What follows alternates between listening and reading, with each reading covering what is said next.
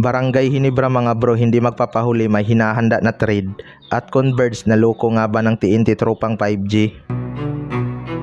So matapos ngang i-approve ang trade ng Converge at TNT tropang 5G mga bro, may mga negatibong komento nga sa social media na naloko daw itong Converge sa TNT tropang 5G. Well, para sa akin mga bro, wala naman sigurong problema sa trade na to. Willing to play naman siguro tong si Mikey Williams para sa Converge.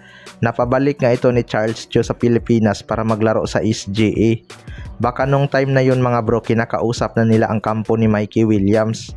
Hindi naman siguro basta-basta lang bibitawan ng Converge ang isang Jordan Hiding kung wala silang assurance kay Mikey Williams.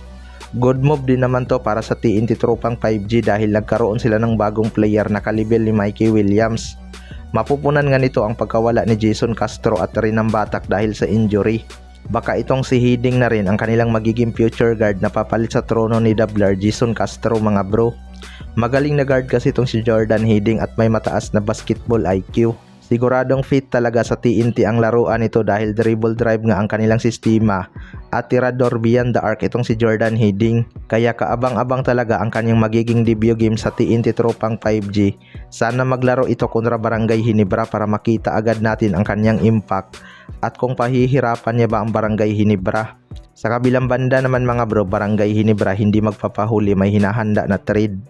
Nauna na ngang gumalaw ang sister team ng Barangay Hinebra mga bro na Magnolia Hotshots matapos nilang kunin ang future star na si Will Navarro kapalit ang nagkakaedad na si Calvin Abueva. Nasundan nga agad ang trade na yan sa pagitan ng TNT tropang 5G at Converge Fiber Xers. Lumakas talaga ang roster ng mga team na yan. Pero ayon nga sa source mga bro ay hindi nga daw magpapahuli itong Barangay Hinebra at may trade ng hinahanda. Well, para sa akin mga bro, kinakailangan na din talagang gumalaw nitong Barangay Hinebra.